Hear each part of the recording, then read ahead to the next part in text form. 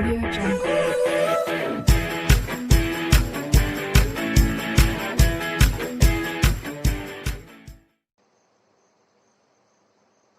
So now students, today I am going to start chapter 6 lines and angles. तो अब student देखिए बहुत important chapter है, ठीक है। ये ज्योमेट्री है, कई बच्चों को ज्योमेट्री में प्रॉब्लम होती है, तो इसलिए स्टूडेंट्स हम इसको जो है पूरे इसके जो बेसिक टर्म है और डेफिनेशन है सब एक्सप्लेन कर रहे हैं। अगर आप 9th क्लास की ज्योमेट्री सीखना चाहते हैं तो स्टूडेंट्स आप हमारे साथ बने रहिए, और प्लीज़ आपसे रिक्वेस्ट है कि आप हमारे चैनल को सब्सक्राइब जरूर करें अगर आप सीखना चाहते हैं। तो स्टूडेंट इसमें देखिए सबसे पहले है बेसिक टर्म्स एंड डेफिनेशंस। अब बेसिक टर्म और डेफिनेशन में सबसे पहले क्या है स्टूडेंट्स, देखिए यहाँ पर एक डेफिनेशन है कोलिनियर पॉइंट्स की। किसकी डेफिनेशन है? कोलिनियर पॉइंट्स की। तो अब इसकी डेफिनेशन क्या है स्टूडेंट, इफ 3 और more points lie on the same line, अगर 3 या 3 से अधिक पॉइंट एक ही लाइन पर होते हैं तो उनको हम कहते हैं कोलिनियर पॉइंट्स, अदरवाइज उनको हम कहते हैं नॉन कोलिनियर पॉइंट्स। अगर वो एक लाइन पर हैं तो उनको हम बोलते हैं कोलिनियर पॉइंट्स, और लाइन पर नहीं है, सपोज करिए देखिए फॉर एग्जांपल एक लाइन हमने ड्रॉ की, ठीक है। अब ये पॉइंट ए हो गया, यहाँ पर बी हो गया, यहाँ पर सी हो गया और यहाँ पर एक पॉइंट डी हो गया। तो ये स्टूडेंट्स कौन से पॉइंट कहलाएंगे? ये कहलाएंगे कोलिनियर पॉइंट्स। कौन से पॉइंट हैं? ये कहलाएंगे कोलिनियर पॉइंट्स, ठीक है। और अगर हम एक लाइन इस तरीके से बनाते हैं ए बी, यहाँ पर हम पॉइंट सी लेते हैं, ठीक है, ये पॉइंट सी है और एक पॉइंट ये डी है, ठीक है। तो यहाँ पर स्टूडेंट्स यहाँ पर ऐसे लिख दीजिए आपके points A B C and D are, ठीक है, ये कोलिनियर पॉइंट्स हैं। और यहाँ पर जो है ये नॉन कोलिनियर पॉइंट्स है, क्योंकि दो पॉइंट सी और डी लाइन पर नहीं है, ठीक है। तो यहाँ हम कह सकते A B C and D are non collinear points, ये जो है। अब स्टूडेंट्स कोलिनियर और नॉन कोलिनियर की रिक्वायरमेंट आखिर क्यों हुई, हमें इसकी जरूरत क्या है कि पॉइंट कोलिनियर है या नॉन कोलिनियर है? क्योंकि जब स्टूडेंट देखिए अगर ये एक लाइन है ए और बी और यहाँ पर एक पॉइंट सी है, तो अगर यहाँ से हम इस तरीके से ये मान लीजिए यहाँ पर ये पॉइंट यहाँ सी ना होकर के जहाँ पर ये ज्वाइन कर रहा है इस लाइन को, तो ये पॉइंट स्टूडेंट हम इसको सी मान लेंगे। तो ये पॉइंट हो गया हमारा सी, ये एक हमारी ए सी बी क्या हो गई, एक लाइन हो गई। तो ये इस तरीके से एंगल बनाएगा स्टूडेंट्स, क्योंकि जब 3 पॉइंट होना उस पे लाइन पे जरूरी है, तभी एक पॉइंट से अगर ये एक हम रे ड्रॉ करेंगे, ये क्या बनाई हमने, एक रे बनाई है, ड्रॉ करेंगे तो ये एंगल बन जाएंगे। क्या बन गए? 2 एंगल बन गए स्टूडेंट्स, ठीक है।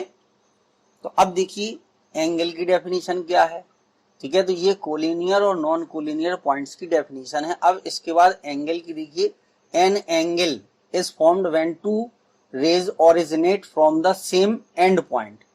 अब स्टूडेंट एक ये पॉइंट है, ठीक है, अगर यहाँ से 2 रे हम ड्रॉ करते हैं, एक रे हमने ये बनाई, ठीक है, जिसमें एक साइड एरो होता है उसको हम रे बोलते हैं, और दूसरी रे हमने ये बनाई, ठीक है। तो ये स्टूडेंट्स कहलाएगा एंड पॉइंट, ठीक है। ये क्या होगा? एंड पॉइंट हो गया। तो इस एंड पॉइंट से 2 रे जो है ओरिजिनेट हो रही हैं, एक ये वाली रे और एक ये वाली रे, ठीक है। The rays making an angle are called the arms. और ये स्टूडेंट्स ये जो है ये क्या है, ये कहलाएंगी आर्म्स, यानी भुजाएं उसकी। ये आर्म्स है और एक जो है ये वाली आपकी आर्म्स है, ये हो गई। The ray making an angle are called the arms of the angle. तो ये इस एंगल की आर्म्स है, ये एंगल बना है हमारा। हम चाहें तो यहाँ पर एक पॉइंट हम ए ले सकते, यहाँ पर पॉइंट बी और यहाँ पर एक पॉइंट सी। तो ये एंगल बना हमारा students A B C. And the end point is called the vertex of the angle. और ये जो बी है, ठीक है, ये बी हमारा क्या कहलाएगा, ये कहलाएगा वर्टेक्स ऑफ द एंगल। ये इसका जो है ये वर्टेक्स होगा। तो ये इस तरीके से एंगल की डेफिनेशन है कि अगर एक एंड पॉइंट से स्टूडेंट्स दो रे ओरिजिनेट होती हैं, एक बी ए और बी सी, रे हम बी से ए की ओर जा रही तो बी ए पढ़ेंगे, उसको ए बी नहीं पढ़ेंगे। बी से सी की ओर जा रही, एरो बता रहा है कि किस तरफ जा रही है, बी से सी की ओर जा रही, तो ये दो रे हो गई। तो इनने एक एंड पॉइंट पर एक एंगल बनाया, उस एंड पॉइंट को हम वर्टेक्स बोलते हैं, बी ए और बी सी को हम आर्म बोलेंगे। ये उस एंगल की आर्म है। तो इस तरीके से student no collinear point, collinear की डेफिनेशन हो गई, नॉन कोलिनियर की डेफिनेशन हो गई और एंगल की डेफिनेशन हो गई। ये देखिए हमने डाल रखा है, ये पेज आपका फर्स्ट है। अब इसके बाद हम चलेंगे नेक्स्ट पेज पर। तो पेज 2 में क्या है स्टूडेंट, देखिए यहां पर टाइप ऑफ एंगल्स है, ये है टाइप्स ऑफ एंगल्स। ठीक है, तो पहला एंगल हमारा क्या है, देखिए एक्यूट एंगल, ये है एक्यूट एंगल। तो एक्यूट एंगल क्या मतलब होता है, देखिए इस तरीके से लिखा है, 0 less than x less than 90 degree, यानी जो 0 डिग्री और 90 डिग्री के बीच में होता है, ना 0 इसमें शामिल है और ना 90 शामिल है। ठीक है, जो 0 और 90 डिग्री के बीच में होता है उस एंगल को हम कहते हैं एक्यूट एंगल। और यहाँ पर ये देखिए राइट एंगल है आपका, जो एंगल एग्जैक्ट 90 डिग्री का होता है, ना 90 से कम होता है ना 90 से ज्यादा होता है, उसको हम कहते हैं राइट एंगल। फिर इसके बाद है एब्ट्यूज, ऑब्ट्यूज एंगल। तो ऑब्ट्यूज एंगल जो है वो स्टूडेंट्स 90 डिग्री से बड़ा होता है और 180 डिग्री से छोटा होता है। ये मतलब है इसका कि 90 डिग्री से बड़ा होगा और 180 डिग्री से छोटा होगा, तो उसको ऑब्ट्यूज एंगल। फिर स्ट्रेट एंगल होता है, एग्जैक्ट 180 डिग्री का होता है स्ट्रेट एंगल। फिर आता है रिफ्लेक्स एंगल, तो ये स्टूडेंट 180 डिग्री से बड़ा होता है, ठीक है, और 360 डिग्री से छोटा होता है। ये है, देखिए 180 is less then T is less than 360 degree. तो इसका मतलब क्या है, टी इज ग्रेटर देन, यानी जो एंगल यहाँ पर टी बना है, ठीक है, ये वाला एंगल है टी, इधर ये दिख रहा है आपको इस साइड। तो T is greater than 180 degree और T is less than 360 degree. इसका मतलब है 180 डिग्री से बड़ा होगा और 360 डिग्री से छोटा होगा, तो उसको हम बोलेंगे रिफ्लेक्स एंगल। तो ये इस तरीके के आपके टाइप्स ऑफ एंगल्स थे। ठीक है, एक पर्टिकुलर एंगल है, तो इनको, इनके बारे में आपको स्टूडेंट्स नॉलेज होना जरूरी है। तो इनको आप सीखिए, आप इनको पढ़ेंगे समझेंगे तो ये आपके समझ में आ जाएंगे। ये रटने वाला काम नहीं है, समझने वाला काम है।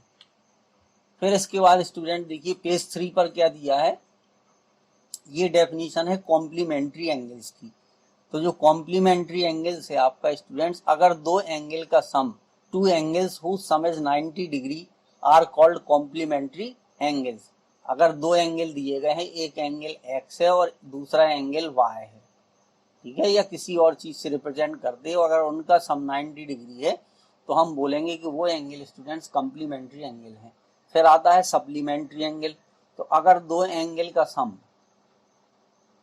अगर किन्हीं दो एंगल का सम जो है वो 180 डिग्री है, तो उनको बोलेंगे हम सप्लीमेंट्री एंगल्स। फिर इसके बाद स्टूडेंट सबसे इंपॉर्टेंट चीज है एडजेसेंट एंगल्स। ठीक है, एडजेसेंट एंगल में क्या इसकी डेफिनेशन है कि two angles are adjacent if they have a common vertex. ये वर्टेक्स बी है, ये कॉमन है, ठीक है, they have a common vertex, a common arm. Common vertex होना चाहिए, कॉमन आर्म होनी चाहिए। तो ये देख रहे हैं स्टूडेंट्स, यहाँ पर जो बी डी है आपकी, ये बी डी क्या है, ये, ठीक है, ये आपकी कॉमन आर्म्स होगी। A common arm and their non-common arms are on different sides of the common arm। तो BD जो है वो कॉमन आर्म है, ठीक है, तो ये BD हो गई। फिर इसके डिफरेंट साइड में, इस साइड में देखिए ये AB है और इस साइड में ये BC है। तो कह रहा है non common arms are on different sides of the common arm. Common arm BD के डिफरेंट साइड में, इस साइड में ये जो है AB आर्म दी गई है और इधर BC आर्म दी गई है, ठीक है। ये कह रहा है इन फिग 6.2, तो ये फिग आपका 6.2 है। तो angle ABD and angle DBC, angle ABD यानी ये वाला एंगल ABD है और ये दूसरा एंगल आपका है DBC, ये वाला एंगल, ठीक है। तो ये जो है एडजेसेंट एंगल्स बनाते हैं, ठीक है। एडजेसेंट एंगल, एडजेसेंट का मतलब क्रम से भी होता है, ठीक है। तो ये स्टूडेंट इस तरीके से इनका देखिए कॉमन वर्टेक्स होता है और कॉमन आर्म होती है, और कॉमन आर्म के अपोजिट साइड में दो डिफरेंट आर्म होती है, ठीक है, या different sides of the common arm होती है, तब इस तरीके से ये बनता है, एक एडजेसेंट एंगल बनता है स्टूडेंट। तो इस इनको बोलते हैं हम एडजेसेंट एंगल्स, ठीक है, एक पेयर होता है इसमें। तो ये एडजेसेंट एंगल की डेफिनेशन कहीं से भी, ठीक है, किसी तरीके से बना सकते हैं। जैसे देखिए ये हमने इस तरीके से यहाँ से ये खींच दिए, ठीक है, ये फिर से अच्छे से बना दें स्टूडेंट्स हम आपके लिए, देखिए, ठीक है, ये इस तरीके से ये हो गया और यहाँ से इस तरीके से ये, ठीक है। फिर यहाँ इस वाले पॉइंट पर हम इसको ये ज्वाइन कर देंगे। तो देखिए एक एंगल इधर बन गया, एक एंगल इधर बन गया, ठीक है। ये कॉमन आर्म हो गई आपकी, ये दोनों में कॉमन होगी, ये डिफरेंट साइड में, ठीक है, ये डिफरेंट साइड से, तो ये नॉन कॉमन आर्म्स होगी, ये वर्टेक्स होगा, ये कॉमन होगा। तो इस तरीके से इनको हम बोलते हैं एडजेसेंट एंगल्स, ठीक है। तो इस तरीके से स्टूडेंट्स ये हो गया। अब देखिए क्या है लीनियर पेयर ऑफ एंगल्स। अब students linear pair of angles क्या होता है, two adjacent angles makes a linear pair of angles, या adjacent angles makes a linear pair of angle. तो अब देखिए ये मान लीजिए यहाँ पर ये एंगल x हो गया और ये y हो गया, ठीक है। तो ये दोनों एंगल मिलकर के क्या बनाते हैं, लीनियर पेयर ऑफ एंगल बनाते हैं, ठीक है। और in linear pair of angle का जो सम होता है वो स्टूडेंट्स 180 डिग्री होता है, x plus y equal to, यानी angle x plus angle y is equal to 180 degree, angle x plus angle y, इन दोनों एंगल का सम अगर लीनियर पेयर ऑफ एंगल्स बन रहा है, ठीक है, तो दो जो एडजेसेंट एंगल हैं उनका सम जो है 180 डिग्री होता है। फिर देखिए एक्सियम, इसको प्रूफ करने की जरूरत नहीं होती, एक्सियम अपने आप में प्रूफ होते हैं। If a ray stand on a line, अब देखिए इसमें क्या कहा, if a ray stand on a line. अब देखिए ये स्टूडेंट्स इस तरीके से, तो देखिए उसने क्या कहा, इफ अ रे, तो ये हमारी क्या हो गई, ये रे हो गई, और ये क्या होगी स्टूडेंट्स, ये लाइन होगी, जिसमें दोनों तरफ एरो होता है, ये लाइन होती है। तो देखिए if a ray stand on a line then the sum of two adjacent angles, तो ये जो दो एडजेसेंट एंगल बने हैं इनका सम कितना होगा, 180 डिग्री होगा, जो भी यहाँ पे हमने आपको बताया है। तो ये student linear pair of angles very very important है। अगर ये आपको नहीं समझ आया, ठीक है, तो प्रॉब्लम क्रिएट होगी। तो इसलिए लीनियर पेयर ऑफ एंगल्स अच्छी तरीके से आप समझ लीजिए कि अगर एक लाइन के ऊपर एक रे बनी है, ठीक है, तो उसके जो दो एडजेसेंट एंगल बनाएगी उनका सम जो है वो 180 डिग्री होगा, ठीक है। फिर ये एक्सियम जो 6.2 है वो इसका कन्वर्स है 6.1 का, इसका उल्टा है कि if the sum of two adjacent angle is 180 degree then the non common arms of the angles form a line. ये स्टूडेंट्स नॉन कॉमन आर्म्स हैं,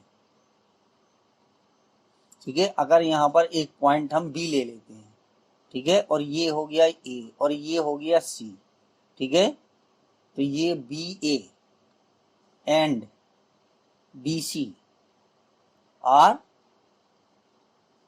नॉन कॉमन आर्म्स, ठीक है। तो ये स्टूडेंट जो नॉन कॉमन आर्म्स होती हैं, then the non common arms of the angles form a line, क्या बनाती हैं, एक लाइन बनाती हैं, ठीक है, आर नॉन कॉमन आर्म्स। तो अगर इनका सम, तो ये उसका उल्टा है। देखिए यहाँ पे ये था कि अगर एक लाइन के ऊपर एक रे है तो दो एडजेसेंट एंगल का जो सम है वो 180 डिग्री होगा। अब यहाँ पर उसने ये कहा कि अगर दो एडजेसेंट एंगल का सम 180 डिग्री है तो जो नॉन कॉमन आर्म्स हैं एंगल की वो एक लाइन को बनाएंगी। तो इस तरीके से एक्सियम 6.1 ठीक है 1 और एक्सियम 6.2, तो इसका यूज हम स्टूडेंट्स थ्योरम में इनका यूज हम करेंगे, ठीक है, as a linear pair of angles में।